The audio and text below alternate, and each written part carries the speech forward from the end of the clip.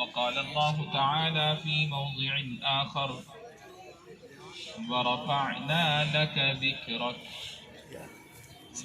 وقال النبي صلى الله عليه وسلم لا يؤمن أحدكم حتى أكون أحب إليه من والده وولده والناس أجمعين صدق الله وصدق رسوله النبي الكريم ونحن على ذلك لمن الشاهدين والشاكرين والحمد لله رب العالمين. درود پاک پڑھ لیں. اللهم صل على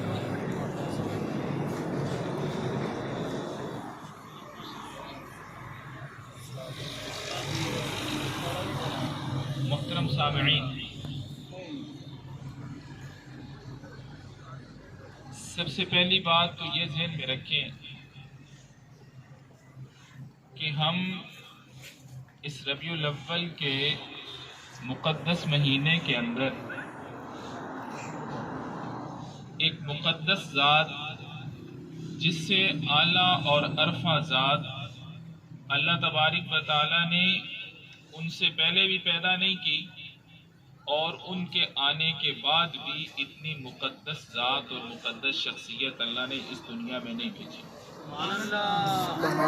آج ہم اس ذات کے تذکرے کے لیے کرنے یا سننے کے لیے تھوڑی دیر کے لیے بیٹھے ہیں اور یہ ذہن سے نکال دیں کہ وہ شخصیت، وہ ذات، اگر اس کا تذکرہ کسی بڑے مجمع میں کیا جائے تب یا کسی چھوٹے مجمع میں کیا جائے تب، اگر اکیلے کیا جائے تب، اس کے تذکرے سے اس کو فائدہ نہیں پہنچتا، اس کے تذکرے سے تذکرہ کرنے والوں کو ہی فائدہ پہنچتا.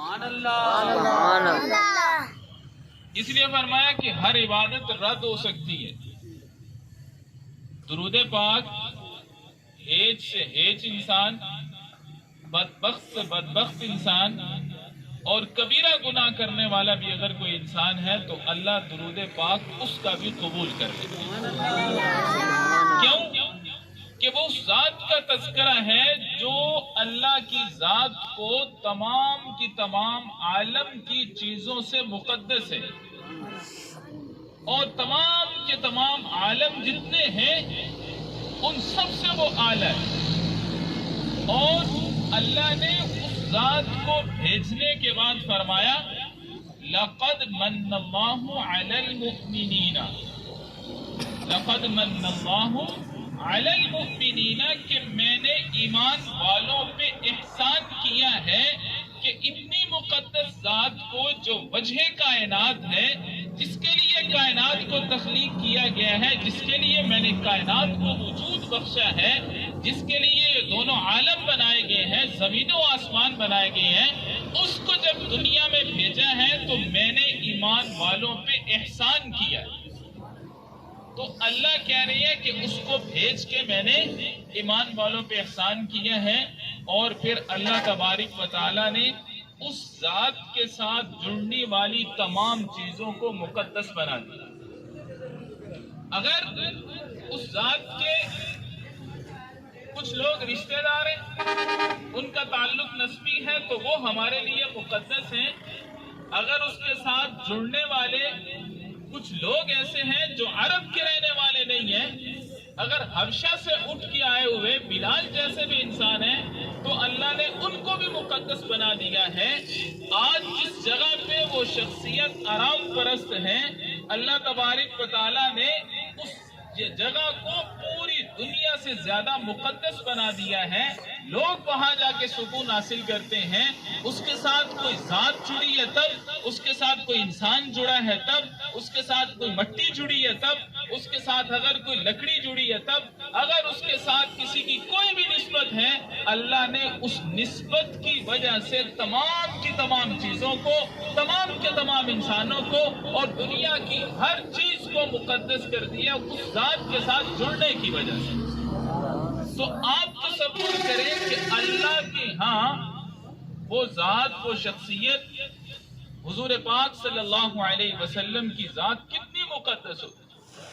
اور آپ تصور کریں کہ معراج کی رات ہے، آپ کو آسمانوں میں بلایا جا رہا ہے، ایک جگہ پہ جا کے روح الامین جبریل امین جو فرشتوں کے سردار ہیں اور نورانی شخصیت ہے، نورانی ذات ہے، وہ بھی ایک جگہ پہ جا کے کہتے ہیں اس سے آگے جانے کی مجھے اجازت نہیں ہے، اس سے آگے جانے کی مجھے اجازت نہیں ہے. آج تک اس سدرۃ المنتہا سے آگے کوئی نہیں جا سکا. آج آپ واحد شخصیت ہیں جن کو آسمانوں پہ پورے پروٹوکول کے ساتھ بلایا بھی گیا ہے اور اس جگہ پہ بلایا گیا ہے جہاں تک جاتے ہوئے جبریل کے بھی پر جلتے ہیں. تو اللہ تبارک و تعالیٰ نے پھر آپ کو اتنا قریب کیا کہ فَكَانَ قَابَ قَوْسَيْنِ أَوْ أَدْنَىٰ کہ بالکل فاصلہ ختم ہو گیا. تو وہاں تک اللہ نے اس ذات کو بلایا جس کا مقام، جس کا تقدس اللہ کے ہاں سب سے زیادہ ہے. اور پھر اللہ نے بھیج کے فرمایا وَمَا أَرْسَلْنَاكَ إِلَّا رَحْمَةً لِلْعَالَمِينَ، اے نبی جی ہم نے آپ کو دنیا میں ایک انسان، ایک شخصیت یا صرف ایک مخلوق بنا کے نہیں بھیجا، آپ کو تمام جہانوں کے لیے رحمت بنا کے بھیجا ہے. آپ تصور کریں جہان دنیا میں کتنے ہیں. ایک جہان وہ ہے جس میں ہم رہ رہے ہیں، ہم انسانوں کا ایک جہان ہے. ایک جہان وہ ہے جو جانوروں کا ہے، جانوروں میں آگے بہت سارے جہان ہیں. جو مچھلی ہے اس کا جہان اور ہے، پرندوں کا جہان اور ہے، دوسرے جانوروں کا جہان اور ہے. ایک جہان وہ ہے جو پانی کے اندر ہے، مچھلیوں کا جہان. ایک جہان وہ ہے جو آسمانوں کے اندر ہے، ہوا کے اندر ہے، پرندوں کا جہان ہے. ایک جہان وہ ہے جو پہلے آسمان پہ، ایک دوسرے پہ، ایک تیسرے پہ، ایک چوتھے پہ، ایک پانچویں پہ، چھٹے اور ساتویں پہ. یہ الگ الگ جہان ہیں. یہ ایک وقت کے اندر مختلف مخلوقات کے مختلف جہان ہیں. اور پھر اللہ فرما رہے ہیں کہ صرف اتنا نہیں، حضرت آدم سے لے کے، حضرت آدم کی پیدائش سے لے کے نبی کریم صلی اللہ علیہ وسلم تک، اور نبی کریم صلی اللہ علیہ وسلم کے دور سے لے کے آج تک، اور آج سے لے کے قیامت تک کے لیے دنیا میں جتنی مخلوقات پیدا ہوں گی، دنیا میں جتنے ادوار آئیں گے، اور دنیا میں جتنی بھی چیزیں آئیں گی، اور دنیا میں جتنے جہان اللہ پیدا کریں گے، یہ دنیا جتنی بھی ترقی کر لے گی، لوگ آسمان تک بھی پہنچ جائیں گے، تو میں نے اپنے نبی کو ان تمام زمانوں کے لیے اور ان تمام مخلوقات کے لیے رحمت بنا کے بھیجا. تو اتنی بڑی ذات، اتنی بڑی شخصیت، اس کے تذکرے کے لیے میں اور آپ کیا چیز ہے؟ ہماری زبانیں اس کی تقدس کو بیان کرنے کے لیے کافی نہیں ہے، ہمارے پاس الفاظ نہیں ہے. اس لیے حسان بن ثابت کہا کرتے تھے وَأَحْسَنُ مِنْكَ لَمْ تَرَ قَطُّ عَيْنِي وَأَجْمَلُ مِنْكَ لَمْ تَلِدِ النِّسَاءُ خُلِقْتَ مُبَرَّأً مِنْ كُلِّ عَيْبٍ. کہ اللہ کی ذات نے، ان سارے اشعار کا مجموعہ یہ کہ اللہ کی ذات نے آپ کو ویسا بنایا جیسے آپ چاہتے گے، اور آپ کی چاہت اتنی بلند ہے کہ اس سے اونچی چاہت کسی کی ہو ہی نہیں سکتی. تو آپ کو تمام جہانوں کے لیے رحمت بنایا. اس رحمت کے موضوع میں اگر آپ کی سیرت کو دیکھا جائے تو ہزاروں واقعات ہیں، اور اس رحمت کو دیکھا جائے تو آپ کی تمام اس معاشرے کے لیے رحمتیں بے شمار ہیں جس معاشرے میں آپ پیدا ہوئے تھے، جہاں جہالت کا دورہ تھا، اور جہاں پہ ہر طرف ظلم اور زیادتی، ناانصافی، چوری، ڈکیتی اور ایک دوسرے کی قتل و غارت گری کا نظام تھا، اور جہاں پہ اوس اور خزرج دو قبیلوں کی لڑائیاں خاندانوں سے خاندانوں تک چلا کرتی تھی. آپ کی رحمت ہے کہ آپ مدینہ میں آتے گے تو اوس اور خزرج کے دو بڑے قبیلے جو خاندانی دشمن تھے، صرف آپ کے آنے کی وجہ سے، آپ نے اوس اور خزرج کو سمجھایا کوئی نہیں تھا، صرف آپ کی برکت اتنی تھی کہ آپ مدینہ میں آتے گئے تو اوس اور خزرج نے ہمیشہ کے لیے لڑائیوں کو ختم کر دی۔ یہ آپ کی رحمت تھی کہ اللہ نے ان کے دلوں میں محبت ڈالی۔ سبحان اللہ۔ اور یہ آپ کی رحمت تھی کہ چچا جنگ میں شہید ہوا پڑے، چچا جنگ میں شہید ہوا پڑے، کان الگ ہے، ناک الگ ہے، اور پورے جسم کے اعضاء جو ہیں وہ الگ الگ کر دیے گئے، الگ الگ کر دیے گئے۔ آپ چچے کی لاش پہ کھڑے ہو کے کہتے ہیں میں اس کے بدلے 70 کفار کو ماروں گا، اور اللہ تبارک و تعالیٰ کہتے نہیں، ایک کے بدلے آپ نے انتقام لینے کی ٹھانی ہوئی تھی، لیکن جب وحشی بن حرب مسلمان ہو کے سامنے آ جاتا ہے، مسلمان ہو جاتا ہے، تو آپ اتنا ضرور کہتے ہیں وحشی جب سامنے آتے ہو چچا یاد آتا ہے، پیچھے ہو کے بیٹھا کرو، لیکن آپ تاریخ کی کسی کتاب کے اندر، آپ حدیث کی کسی کتاب کے اندر نہیں دکھا سکتے کہ آپ نے وحشی بن حرب رضی اللہ تعالیٰ عنہ کے اسلام لانے کے بعد کبھی ان کو اپنے چچے کی شہادت کا اور اپنی معافی کا تانا بھی دیا ہو۔ ہم تو چھوٹا سا احسان کر کے کہتے ہیں ہم نے یہ کیا اور میں نے تمہارے ساتھ یہ کیا۔ وحشی بن حرب کو پوری زندگی یہ احسان نہیں جتلایا کہ تم میرے چچے کا قاتل تھا، میں نے تمہیں معاف کر دیا۔ یہ حضور صلی اللہ علیہ وسلم کی رحمت تھی۔ ہم تو چھوٹی چھوٹی غلطیوں پہ بدلے لیتے ہیں، آپ نے بڑوں بڑوں کو معاف کیا۔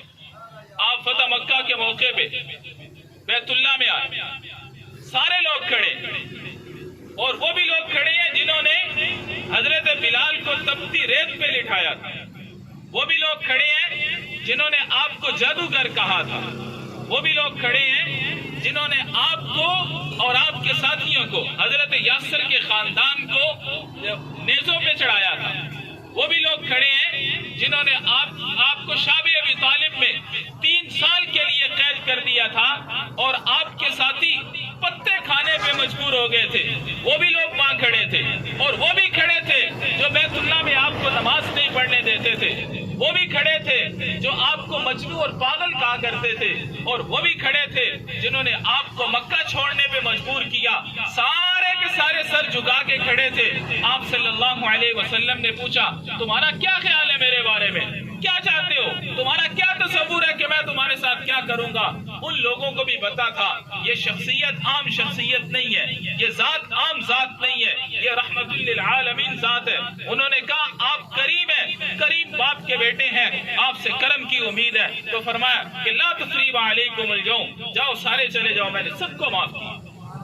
یہ آپ کی رحمت ہے۔ جب بادشاہ ملکوں کو فتح کر کے داخل ہوتے ہیں تو قتل و غارت گری کرتے ہیں۔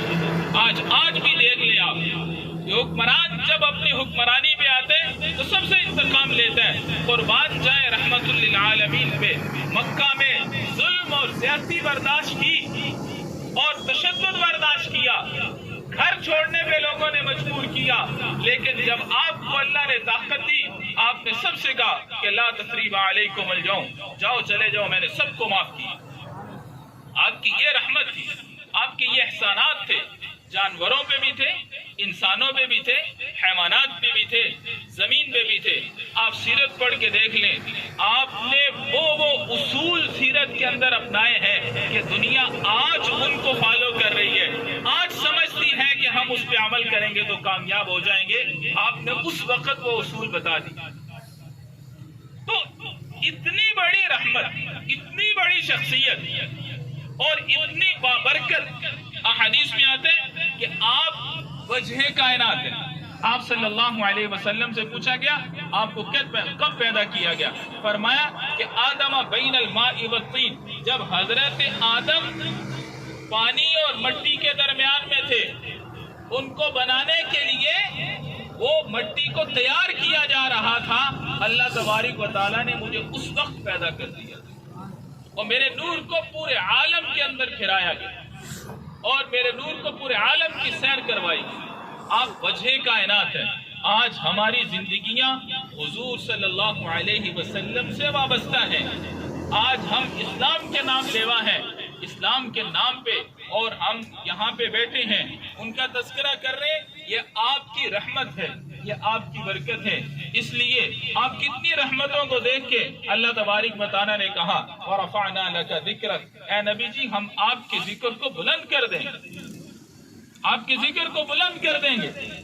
لوگ آپ کو طعنہ دیا کرتے تھے آپ کی اولاد نہیں ہے، آپ کی نرینہ اولاد نہیں ہے، آپ دم بریدہ ہو جائیں گے، آپ کا نام لینے والا کوئی نہیں ہوگا۔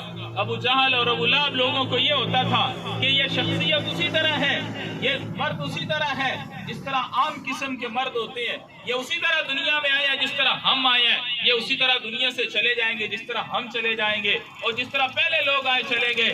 تو وہ کہا کرتے تھے نعوذ باللہ نعوذ باللہ، آپ کا تو خاندان نہیں ہے، آپ کا تو نام لینے والا کوئی نہیں ہوگا۔ تو اللہ تبارک و تعالیٰ نے فرمایا نبی جی پریشان نہ ہوئیے، پریشان نہ ہو، انا کفیناک المستہزئین، یہ جو آپ کا مذاق اڑاتے ہیں میں ان کے لیے کافی ہوں، میں ان کو بتاؤں گا آپ کا مقام کتنا بلند ہے۔ اور فرمایا کہ ان شانئک ھو الابتر، آپ کا جو دشمن ہے اس کی میں نسل کاٹ کے رکھ دوں گا، اس کی میں نسل کو مٹا دوں گا، اور آپ کا مقام جو ہے ورفعنا لک ذکرک، ہمیشہ کے لیے میں بلند کر دوں گا۔ آج ابو لہب، ابو جہل اور ان لوگوں کو کوئی پتہ جانتا نہیں ہے، ان کے ناموں پہ اپنی اولادوں کا نام رکھنے کے لیے کوئی تیار نہیں ہے۔ اور ہم وہ ہیں جو حضرت حسین کا بھی نام آئے تو ہم فخر سے کہتے ہیں ہم حسینی ہیں، اور ہم وہ ہیں جو حضرت بلال کا نام آئے تو ہم کہتے ہیں ہم صحابہ کے دیوانے۔ اور آج کسی بھی صحابی کا نام آئے ہم ان کی عزت اور تقدس کے لیے جان نچھاور کرنے کے لیے تیار ہیں، کیونکہ ان کا رشتہ، ان کا ناطہ رسول پاک صلی اللہ علیہ وسلم۔ تو آپ صلی اللہ علیہ وسلم کا مقام کوئی کم کرنا بھی چاہے تو نہیں کر سکتا، کیوں کہ آپ کے مقام کو بلند کرنے کی ذمہ داری اللہ تبارک و تعالیٰ نے خود لی ہے۔ اللہ نے جیسے کہا نا اِنَّا نَحْنُ نَزَّلْنَا الذِّكْرَ وَإِنَّا لَهُ لَحَافِظُونَ، کہ ہم نے قرآن کو اتارا ہے، ہم نے قرآن کو اتارا ہے اور ہم ہی اس کی حفاظت کریں گے۔ اسی طرح اللہ نے یہاں بھی کہا وَرَفَعْنَا لَكَ ذِكْرَكَ، آپ پریشان نہ ہو، آپ کے ذکر کو ہم بلند کریں گے۔ جس کے ذکر کو اللہ خود بلند کرے اس کو کوئی پست نہیں کر سکتا، اور جس کو اللہ عزت اور شان دے اس کا کوئی مقام گھٹا نہیں سکتا۔ یہ نبی کریم صلی اللہ علیہ وسلم کا سارا فیضان ہے۔ آج ہم یہاں بیٹھے ہیں آپ کا فیضان ہے، اور صحابہ اس دین کے لیے سب کچھ قربان کر گئے، سب کچھ چھوڑ گئے، سب کچھ نچھاور کر گئے، کیوں کہ وہ بھی نبی کریم صلی اللہ علیہ وسلم کے صحبت یافتہ ہے۔ آپ جتنی بھی برکات کو دیکھ لیجیے، جتنی بھی برکات کو دیکھ لیں، جتنے بھی کاموں کو دیکھ لیں، ساری کی ساری جا کے نبی کریم صلی اللہ علیہ وسلم کی شخصیت پہ ختم ہو جاتی ہے۔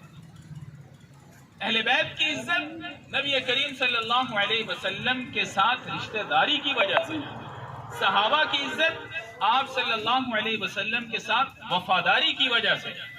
آج حضرت بلال کا ہم نام لیتے ہیں، حبشہ سے آئے، رنگ کالا اور غلام ابن غلام تھے، خوبی ظاہری دنیا کی نظر کوئی نہیں آتی تھی، لیکن حضرت عمر فرمایا کرتے تھے سیدنا بلال، بلال ہمارے سردار ہیں۔ آج بھی آپ مسجد نبوی میں جائیں، وہ عرب جو کسی کو اپنا بڑا ماننے کے لیے تیار نہیں تھے، انہوں نے مسجد نبوی کے اندر بڑا سا کر کے حضرت بلال حبشی کا نام آج بھی لکھا ہوا، ان کو اپنا فخر سمجھتے ہیں۔ اور حضرت بلال کو شان کس وجہ سے ملی؟ نبی کریم صلی اللہ علیہ وسلم کی وجہ سے۔ آج ہم جس عنوان پہ جمع ہیں سیرت النبی، آپ صلی اللہ علیہ وسلم کی سیرت اتنی مقدس، اتنی اعلیٰ ہے کہ اس کو اپنانے کے لیے کہنا نہیں پڑنا چاہیے کہ یہ آپ کی سنت ہے اس پہ عمل کر لیں، نہیں، آپ کی سیرت اتنی مقدس ہے کہ ہمیں خود کوشش کر کے اس سیرت پہ آنا چاہیے۔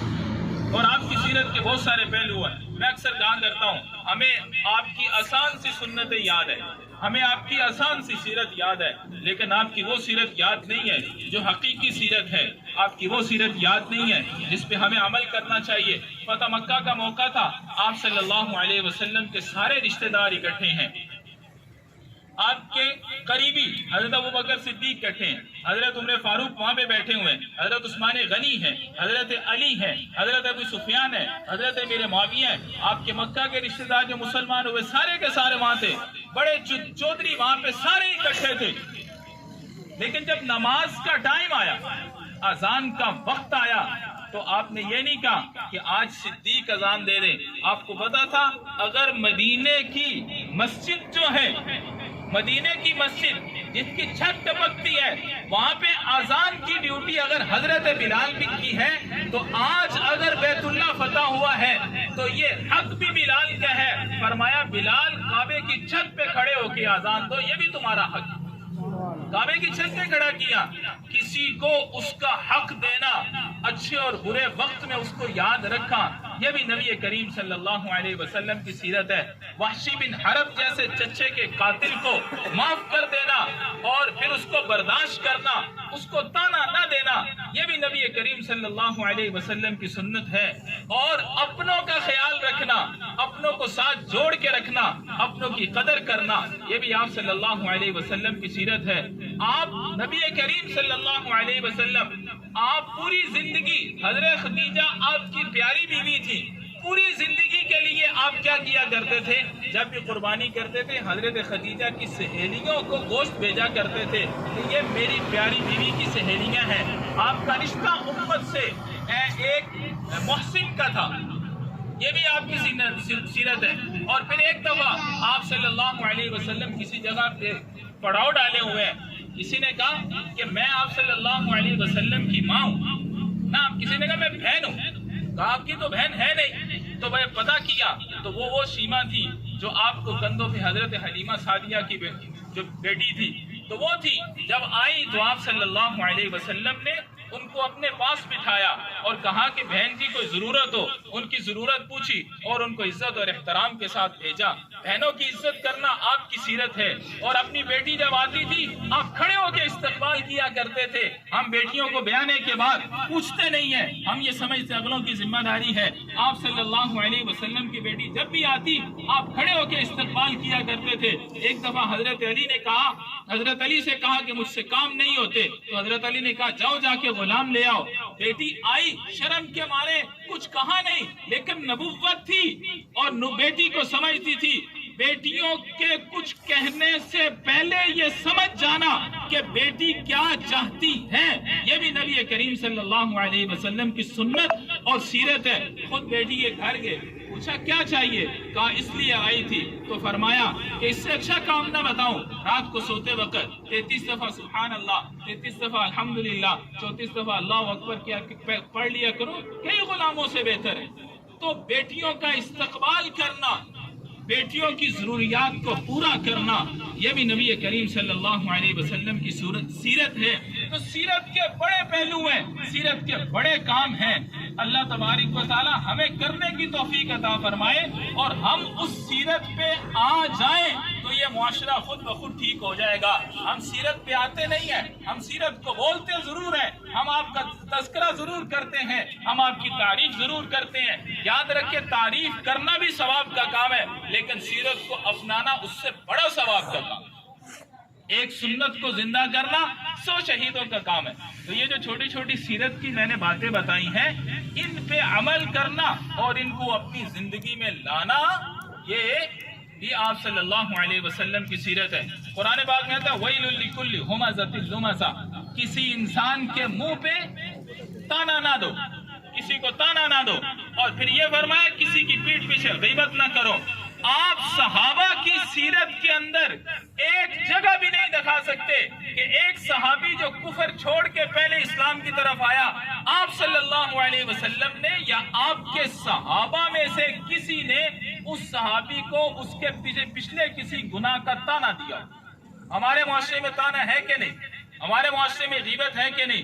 تو سیرت النبی میں ایک بات یہ بھی ہے کہ ہم وہ کام کریں جو صحابہ نے اور آپ صلی اللہ علیہ وسلم نے کیے۔ اگر ان کاموں کو ہم اپناتے نہیں ہیں تو ہم نبی سے محبت کرنے والے نہیں ہیں۔ دعوے ہم جتنے بھی کر لیں، منع ہم جتنا بھی لیں، لیکن اگر ہم ان پہ عمل نہیں کرتے تو ہم آپ کی سیرت پہ عمل کرنے والے آپ سے محبت کرنے والے نہیں ہیں. اور محبت اسی وقت ہوتی ہے جب خود کو محبوب کے انداز میں ڈھال دیا جائے.